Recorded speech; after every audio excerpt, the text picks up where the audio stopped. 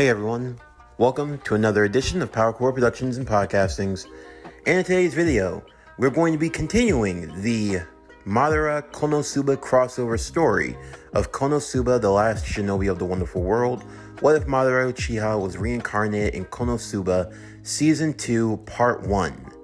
As always, if you're new to the channel or if you're a regular and like what we have to offer, then please don't forget to like, comment, subscribe, share, and hit that bell for post notifications so you can stay up to date on everything that is PowerCore Productions and Podcastings that has to come out now and in the future. With this, we now go into Season 2 of Konosuba, where we last left off. Madara and his close friends and allies had managed to beat the mobile fortress destroyer, and all seemed well in the kingdom. However, due to some miscalculations on the great Madara's part, he now finds himself locked away behind a cell, now being charged with treason as his actions accidentally blew up the house of a very prominent lord. In the meantime, he's also come into contact with Kazuma Sato, who has also been brought to this world. However, Kazuma won't be the last of surprises you'll see in this series. How is Madara going to deal with the impending charges against him, as he and his friends have to overcome even more obstacles? For all this and more, stay tuned as we now continue our series. As always, sit back, relax, and enjoy the show.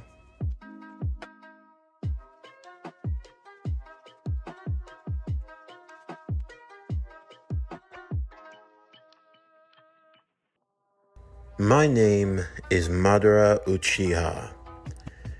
If you have all watched a certain story, you know who I am, you know where I've come from, and you know what I'm all about.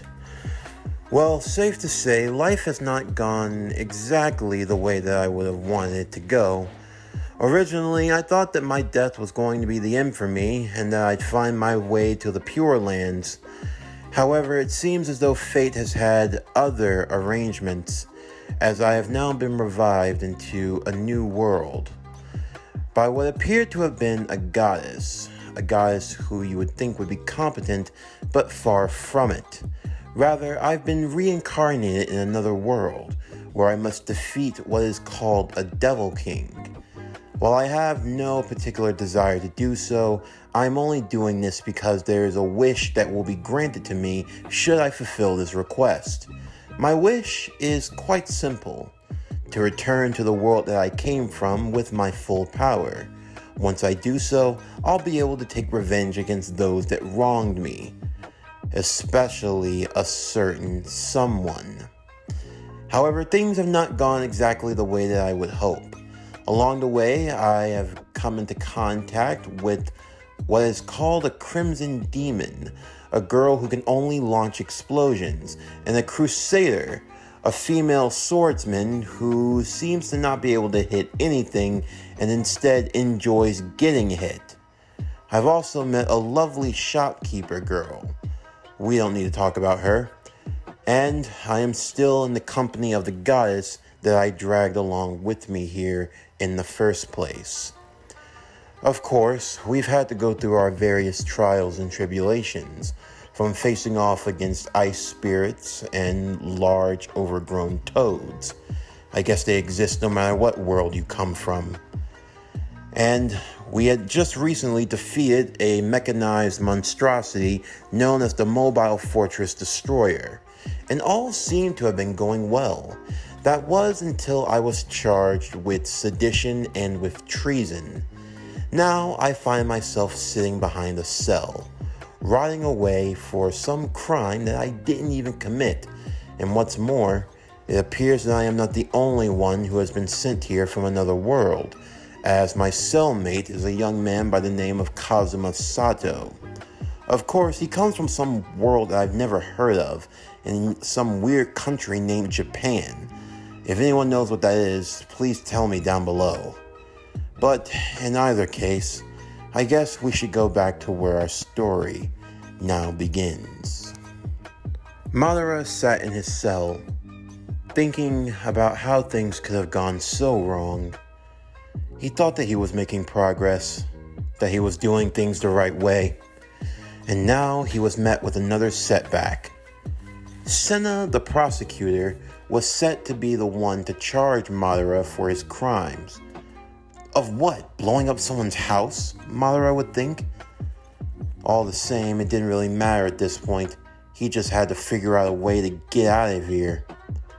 Of course, there was also his cell partner, that being Kazuma Sato.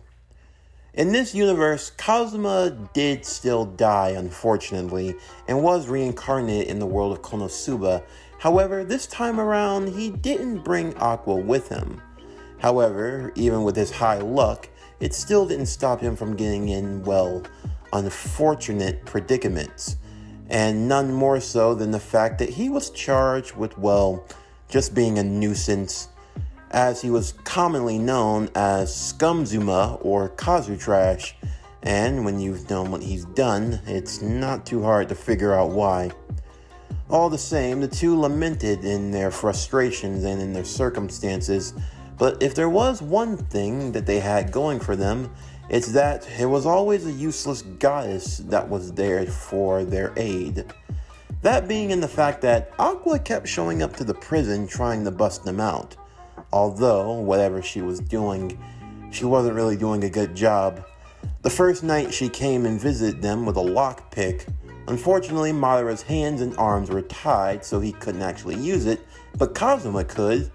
The two of them having a sort of reunion, if you will, and Kazuma not being too pleased with seeing the blue-haired goddess, and Aqua, she just didn't care. Of course, a lockpick would have worked if it wasn't a combination lock. However, the next night, Aqua had a plan that was foolproof, a hacksaw. The hacksaw might have worked if Madara could use it, but again, the guy was tied up. And to make matters worse, Aqua thought that she was helping by bringing them a box that they could stand on to cut the bars. The problem is that she couldn't figure out a way to get the box inside of the cell. Safe to say, things were not working out all too well for them in this regard. And it didn't help when Madara was being questioned by Senna in the interrogation room. Senna had in her possession a magic bell that would ring every time someone told a lie in her presence. When she asked Madara about where he came from and why he was here, Madara answered truthfully at everything she had to offer. For Madara, this was child's play. A shinobi was always tactful and careful in their speech. He wasn't going to do something as foolish as lie. And he was smart enough not to try to tell a half-truth, since that was probably going to be detected as well. Before long, Senna had no choice but to recognize that Madara was probably innocent, seeing as how he wasn't guilty of anything she had even asked him, and when Madara flat out stated he was not working for the Devil King, it didn't go off. Senna was amazed, and she kind of felt bad. She didn't like the idea of accusing someone so abruptly. She was just doing her job. Yeah. I figured that the law enforcement of this world would do more of their due diligence at least. I mean, seriously, you have a trinket like that in your possession and you didn't think to ask me that question sooner? I'm terribly sorry, sir. Really, I am. Yeah, you should be. Now, am I gonna be let out soon or not? Also, can you let that other guy out of my cell? He's kind of annoying, but in either case, it doesn't seem like he's done anything all that wrong. Oh, the Kazuma boy. Yes, we were planning on releasing him not too long from now. He actually only was here because he didn't pay his fines. However much it is, I'll pay for it. Oh, so we can add to your tab? Tab? That'll be discussed at a later date and time. I just have one last question for you. Fine. Go ahead and ask it. Alright. Do you have any connection to the Devil King or any one of his generals that you could be aware of? That was a problem. Because Madara did know a general. Very much, in fact. Madara tried to put on a cool face. He tried to slow down his heartbeat. If this thing could detect that he was lying, Maybe he could trick the system. Madara sat back in his chair. He moved and brushed some of the hair out of his eyes as he looked towards Senna with a serious expression. "No, I do not." And before he could finish that sentence, the bell would ring, giving Senna all the proof she needed to convict Madara immediately. Although, for Madara, things were only going to go from bad to worse. As Madara was being led away to the trial, Kazuma, who had now been released, would end up going to the trial to see how Madara was doing. After all, the guy did somehow manage to pay off his bookie. The least he could do was see how his cellmate was up to. While there, he also ran into Aqua, along with Megumin and Darkness, all of them getting a chance to interact for the first time here. As the judge would call to order, Lord Aldarp, the one whose mansion had been destroyed and was looking for retribution, smiled happily at Madara, who gave him a menacing glare. Looking from where he was, even if just his arms were tied, he figured he would have a way of escaping. As he looked around, he was ready to plan his next move, and he thought he had seen it. They had managed to put seals around his arms, but not his eyes. Madara was ready to activate the Sharingan. If he could cast a Genjutsu, then maybe he could get himself out of this mess. However, before he had a chance to do so, he would feel hands covering his eyes. "I wouldn't try that if I were you." "Ma'am, you would be wise to cover his eyes." "Why?" "He has a special power within them. If you don't do so, he'll try to deceive you with illusions, and by planting false memories." Right away. How do you..." "Wait a minute," Madara would say. "I've heard that voice before. This feeling, this aura. Of all the places, why would someone as cursed as you choose to show up here?" There was no mistaking that voice. It was him. "Tobirama, you son of a..." "Watch your mouth, Madara." Everyone in the crowd wondered what was going on. Why was this white-haired boy clad in blue armor blinding Madara's sight of vision? Things were starting to get intense as a blindfold was placed over Madara's eyes. "What the hell? What are you doing here?" "I could ask you the same thing. I was just passing by, turning in some criminals. When I heard your name, I thought it was nothing more but a dream. However, it seems that fate has chosen to play a cruel joke upon me, seeing as how you and I have now come face to face once again. However, I shouldn't be surprised. After all, you were always up to something. Well, now I'm going to cut it off at the pass. These people might not know, but I'm fully aware of who you are and what you've done, and I won't let you escape again. However far you might have gotten in this life, it's about to be cut short. Because one way or another, Madara," Tobirama leaned into Madara's ears, "today is going to be the day that you die."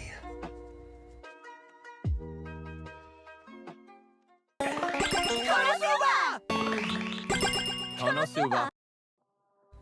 Madara had seen better days. As the trial went on, it became very clear that this was a very one-sided affair.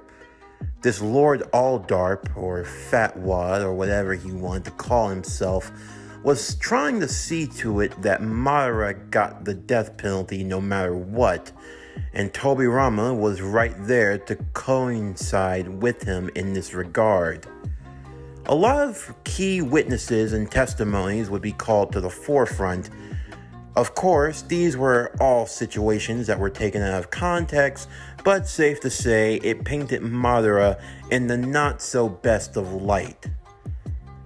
Tobirama, of all the people, why him?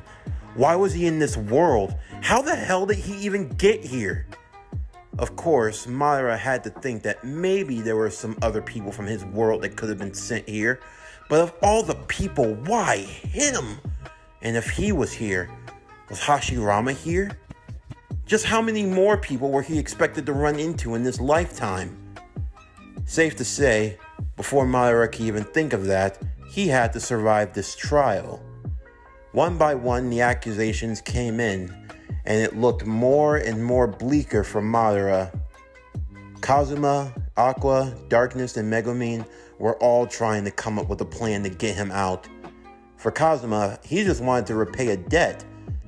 For the others, well, they saw their friend in need. For Aqua, that was her only chance of getting home. Safe to say, Madara's chances of being freed from an untimely death were looking more and more slimmer as the seconds went on. The judge was ready to execute the final verdict, a verdict that surely would have read guilty. That was until Madara had an idea. He would ask if the truth bell was there. Once getting confirmation, Madara took a deep breath before yelling out and proudly, "I do not work for the Devil King, nor do I have any connection in serving him. I never have and I never will." It remained silent. That was all the truth that was needed. If that couldn't prove that Madara was innocent, then nothing would. The judge was all but convinced and ready to throw out the charges. That was until Lord Aldarp persuaded otherwise. As a lord, he had great power in the kingdom, and he was not someone to be taken lightly. At this point, things seemed dire for Madara, as Aldarp was determined to get a guilty verdict. That was until Darkness would step forward. Using the crest of her family name, she would reveal herself as Lalatina Dustinus Ford, and would use the name of the Dustinus Ford family to grant Madara a stay of execution. And also, she would promise to do anything that Lord Aldarp would require of her. The Lord, with a rather sleazy look on his face, as he was happy to accept those terms. Of course, while it was with reluctancy, the judge would grant Madara a temporary stay of execution, allowing for the magical seal bindings to be freed and for his eyes to be undone. Tobirama not too thrilled with the outcome either. However, for now, Madara didn't really care, as Aqua and Megumin would give him a hug, and Kazuma giving him a thumbs up. "What are you still doing here?" "Well, I owe you a debt. They said that you took on the debt that I owed, so I was free to go. The least I could do was come here and cheer you on." "Right. And just how much is your debt?" When Madara learned just how much debt they were in, he wanted to have a heart attack. How was he going to pay all this? How many missions would he have to take to... This was just absurd. That couldn't be the right number of zeros. Safe to say, things were not looking too well. When Kazuma heard that they had a mansion, he was more than eager to team along with this party. Of course, not everyone seemed to be all that useful or helpful, but Madara seemed like a real heavyweight. He figured he could ride these coattails to the promised land, only the mansion they were going to was empty, as the knights ended up pulling all of their assets out of the mansion to pay for the debt. So they had the mansion, if you even want to say that at this point, and there was nothing inside of it. Aqua cried in the corner. Megumin, she just shuddered in shame. Darkness had to leave, and now Kazuma and Madara sat outside, looking as the evening sky was shining a bright ray of orange. You know, maybe prison wasn't so bad. I mean, 3 meals a day, right? Kazuma would say. Shut the hell up! If you want to go back to jail so bad, you're more than welcome to. After all, the only thing you've managed to give me is debt. You're just as useless as them. Figures you'd be here. Madara jumped up immediately, pulling his sword to his side. You! Tobirama jumped down as his sword would clash with Madara's, the two of them engaging in a flurry of taijutsu combat. Kazuma watching in awe as the two shinobi did a brief flurry of battle. Water style, water dragon jutsu. Fire style, fireball jutsu.